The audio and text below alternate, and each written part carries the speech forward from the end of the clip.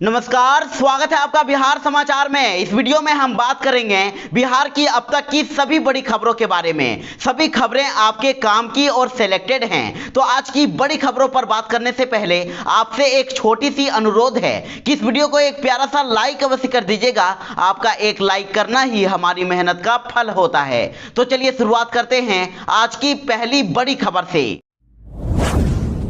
बिहार को फिर से अनलॉक कर दिया गया है। बिहार में फिर से एक सप्ताह के लिए अनलॉक को बढ़ा दिया गया है और अब ये अनलॉक 2 16 जून से लेकर 22 जून तक जारी रहेगा।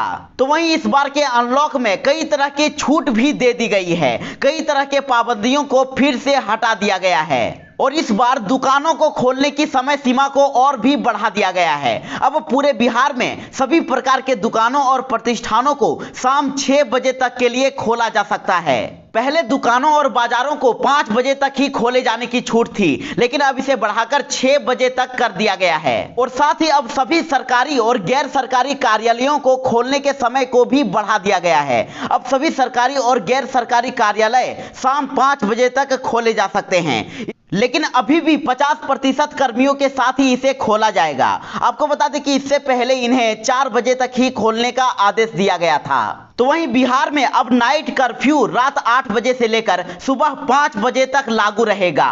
तो वहीं इस बार भी स्कूल कॉलेज खोलने का निर्णय नहीं लिया गया है। हालांकि शिक्षा मंत्री ने कह दिया है कि स्कूल कॉलेज जुलाई में खोले जा सकते हैं। फिलहाल स्कूल कॉलेज और सभी कोचिंग संस्थान बंद ही रहेंगे और बिहार में अब भी cinema hall, shopping mall, stadium, gym, park आदि बंद ही रहेंगे। तो वहीं सभी धार्मिक स्थल जैसे कि मंदिर, मस्जिद या अन्य सभी को बंद ही रखा गया है और अब भी सभी प्रकार के होटल, रेस्टोरेंट और ढाबे खुलेंगे, लेकिन सिर्फ होम डिलीवरी ही होगी और ये सुबह 9 बजे से लेकर रात 9 बजे तक खुले रहेंगे। तो वहीं शादी समारोह, अंतिम संस्कार और श्राद्ध क्रम में अब भी कोई छूट नहीं मिली है। अब भी यहाँ 20 लोग ही शामिल हो सकेंगे।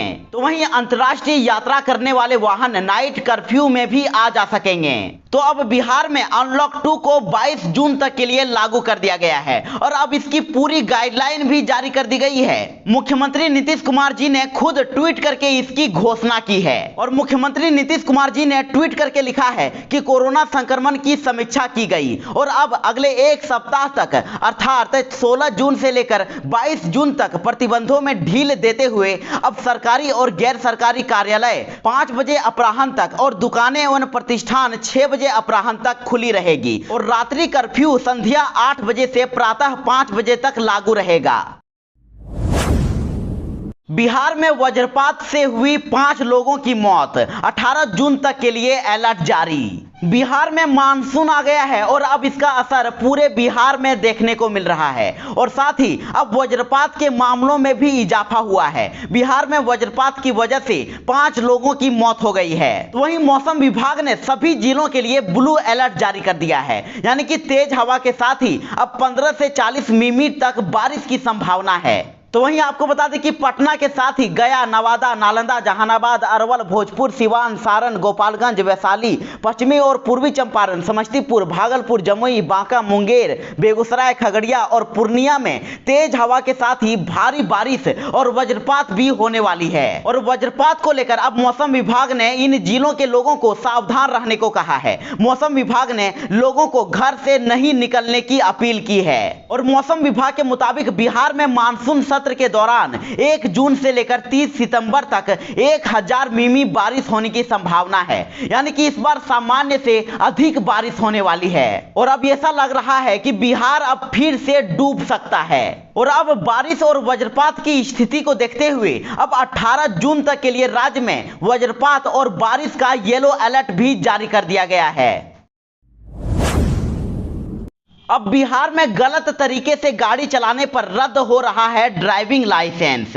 परिवहन विभाग ने शुरू की सख्त कार्रवाई। जी हां, बिहार परिवहन विभाग अब लापरवाह वाहन चालकों पर सख्त कार्रवाई कर रहा है। बिहार में वाहन चालकों की मनमानी अब उन्हें महंगी पड़ रही है और सड़क सुरक्षा के नियमों की अनदेखी करने पर परिवहन विभाग ने अब वाहन चालक के ड्राइविंग लाइसेंस को रद्द करना शुरू कर दिया है और इस साल के 3 महीने में ही विभाग ने 215 चालकों का ड्राइविंग लाइसेंस रद्द करने की प्रक्रिया में है और इसकी अनुशंसा की जा चुकी है। बिहार में परिवहन विभाग ने अब दंड का तरीका तरीका सख्त कर दिया है। पहले केवल जुर्माना वसूलने वाला परिवहन विभाग अब हेलमेट और गाड़ी के कागजात को ही नहीं बल्कि सड़क सुरक्षा के नियमों को लेकर भी सख्त हो गया है। और अब सड़क नियमों को तोड़ने वाले गाड़ी चालकों के ड्राइविंग लाइसेंस को रद्द करने की अनुशंसा ट्रैफिक व्यवस्था संभाल रहे पुलिसकर्मी कर रहे हैं। और सामान्य तौर पर जांच के अलावा दुर्घटना होने के दौरान भी अब लापरवाह चालकों के ड्राइविंग लाइसेंस रद्द किए जा रहे हैं। अपहरण के मामले में गिरफ्तार हुए पप्पू यादव की बढ़ गई मुश्किलें। पटना कोर्ट ने जारी किया प्रोडक्शन वारंट। 2019 में दर्ज हुआ था केस। जी हां, अपहरण के 32 साल पुराने एक मामले में गिरफ्तार किए गए पप्पू यादव की मुश्किलें अब बढ़ती ही जा रही है। अब लगभग 3 साल पुराने एक और मामले में पटना की एक अदालत ने वीरपुर जेल प्रशासन को प्रोडक्शन वारंट भेजा है। वीरपुर कारा अधीक्षक राजीव कुमार ने बताया है कि कुछ दिन पहले पटना के एसडीएम कोर्ट से जारी प्रोडक्शन वारंट मिला है। तो उधर इस मामले को लेकर अब जाप कार्यकर्ताओं में एक बार फिर निराशा और आक्रोश है। और पार्टी के राष्ट्रीय महासचिव सह प्रवक्ता प्रेमचंद्र ने कहा है कि सरकार अब खुले तौर पर उनके माननीय नेता के खिलाफ साजिश कर रही है। उन्होंने बताया कि 3 साल पुराने जिस मामले में प्रोडक्शन वारंट भेजा है, इस मामले में उन्हें थाने से बेल मिल गई थी। उन्होंने कहा कि पूर्व सांसद पर 1990 के बाद दर्ज लगभग सभी केस जन आंदोलन और आचार संहिता उल्लंघन से जुड़े हुए हैं और ये सभी केस सरकार के इशारे पर दर्ज किए गए थे। हम पार्टी ने चिराग पासवान पर साधा निशाना। कहा कि नीतीश कुमार के खिलाफ साजिश रचने वालों का यही अंजाम होता है। जी हां, लोजपा सांसदों द्वारा पशुपति कुमार पारस को पार्टी का नया राष्ट्रीय अध्यक्ष चुने जाने पर हम पार्टी ने उन्हें बधाई दी है। और हम के प्रवक्ता दानिश रिजवान ने फोन करके पशुपति कुमार पारस को बधाई दी है। और इसके साथ ही चिराग पासवान का नाम लिए बगैर उन्होंने कहा है कि आज यह एक बार और सिद्ध हो गया है कि मुख्यमंत्री नीतीश कुमार के खिलाफ साजिश रचने वालों का यही अंजाम होगा। आज चिराग पासवान का खुद का घर बिखर गया है। झोपड़ी को लालटेन का सहारा। जी हां, टूट के बाद चिराग पासवान को लालू यादव की पार्टी ने दे दिया है बड़ा ऑफर। बड़ी खबर है कि लोजपा में टूट के बाद अब लालू यादव की पार्टी राजद ने चिराग पासवान को बड़ा ऑफर दे दिया है। लालू यादव की पार्टी ने कहा है कि चिराग पासवान हमारे साथ आ जाएं और एनडीए के छल और प्रपंच का सही तरीके से जवाब दें। राजद ने आगे कहा है कि चिराग पासवान और तेजस्वी यादव के साथ आ जाने से बिहार की राजनीति की दशा और दिशा बदल जाएगी। और इसके साथ ही एक टीवी चैनल से बात करते हुए राजद के विधायक भाई वीरेंद्र ने कहा है कि चिराग पासवान हमारे नेता तेजस्वी यादव के साथ आ जाएं और बिहार की जनता के लिए काम करें। उन्होंने कहा कि चिराग पासवान दिल्ली की राजनीति करें और तेजस्वी यादव बिहार देखेंगे।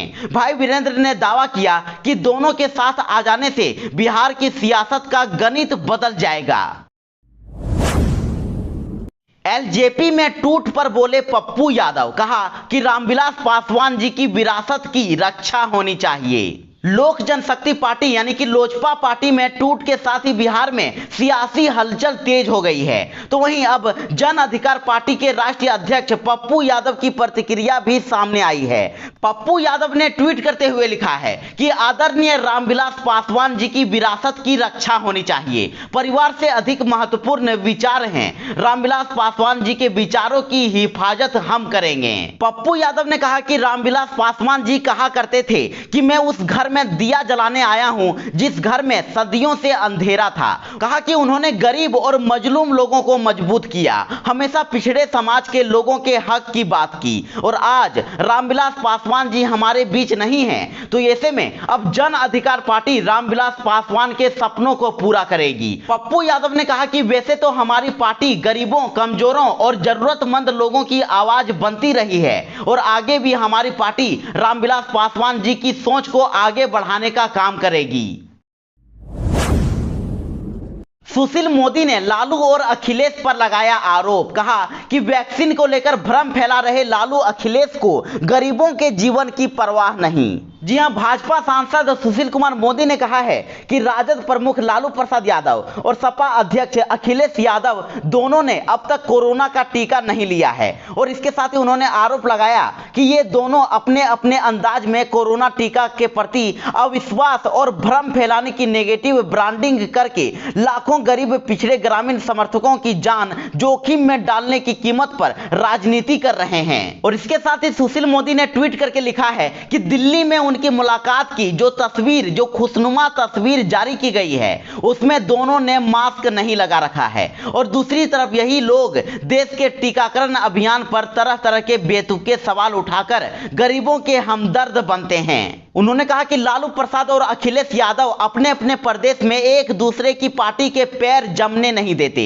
लालू प्रसाद ने कभी अखिलेश के पिता मुलायम सिंह यादव को प्रधानमंत्री बनने से रोक दिया था और राजद ने 2015 के बिहार विधानसभा चुनाव में सपा को केवल 4 सीट देकर मुलायम सिंह का अपमान किया था।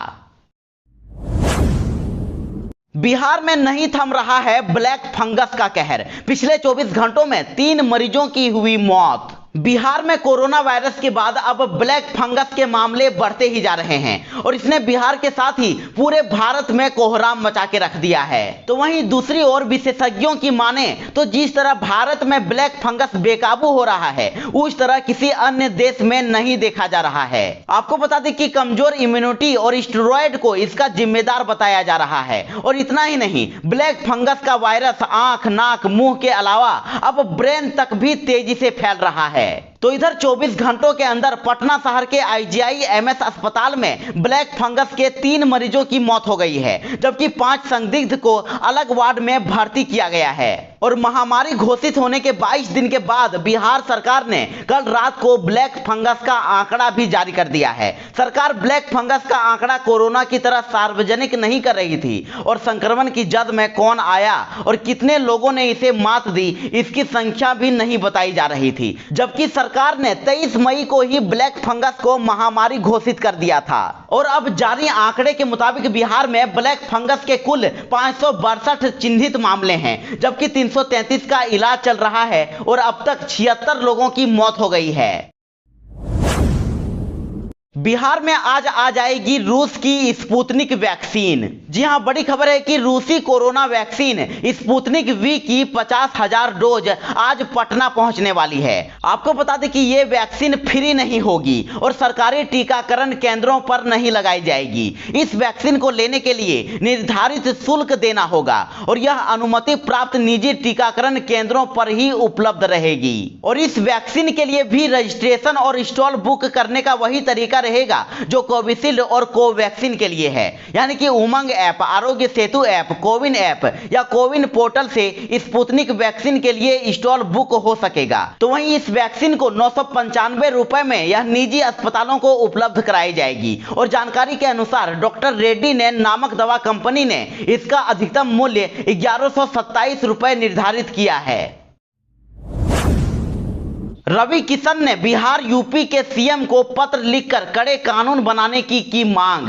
कहा कि भोजपुरी फिल्म और गानों के स्तर में काफी गिरावट आई है। जी हां, फिल्म अभिनेता और सांसद रवि किशन ने भोजपुरी फिल्मों और गानों के जरिए समाज में फैलाई जा रही अश्लीलता पर रोक लगाए जाने की मांग की है। और इसे लेकर रवि किशन ने उत्तर प्रदेश और बिहार के मुख्यमंत्री को पत्र लिखा है। और इसके साथ ही सूचना एवं प्रसारण मंत्री प्रकाश जावड़ेकर और केंद्रीय संस्कृति मंत्री प्रहलाद सिंह पटेल को भी पत्र लिखकर कड़े कानून बनाए जाने की मांग की है। रवि किशन ने कहा कि कुछ दशकों में भोजपुरी फिल्म और विशेषकर उसके गानों के स्तर में काफी गिरावट आई है और पूर्व में बन चुकी ऐसी फिल्मों और अश्लील गानों पर प्रतिबंध लगाई जानी चाहिए।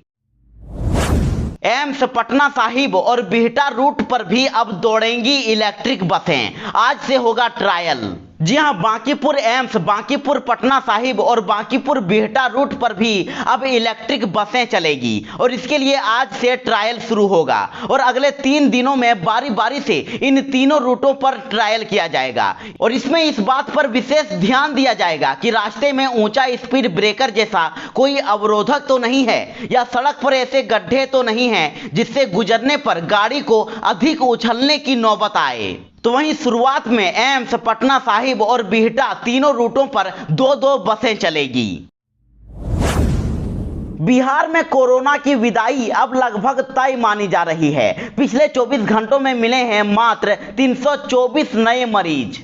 जी हां, बिहार में कोरोना की विदाई अब सुनिश्चित मानी जा रही है। स्वास्थ्य विभाग की ओर से जारी ताजा आंकड़ों को देखें तो लगातार संक्रमितों की संख्या में कमी दर्ज की जा रही है और नए केसों की संख्या लगातार घटती ही जा रही है। और पिछले 24 घंटों में स्वास्थ्य विभाग की ओर से जो ताजा आंकड़ा जारी किया गया है उसमें भी कोरोना के मात्र 324 नए मरीज ही मिले हैं और इसके साथ ही अब कुल एक्टिव मरीजों की संख्या घटकर 4771 पहुंच गया है। और स्वास्थ्य विभाग की ओर से जारी ताजा आंकड़े में सबसे ज्यादा चौंकाने वाली बात तो यह है कि नए संक्रमित मिलने के मामले में पटना टॉप पर रहता था, लेकिन आज मुजफ्फरपुर में सबसे ज्यादा 52 नए मरीज मिले हैं, जबकि दूसरे नंबर पर सारण में 30 नए मरीज और तीसरे नंबर पर पटना है जहां पर मात्र 27 मरीज मिले हैं।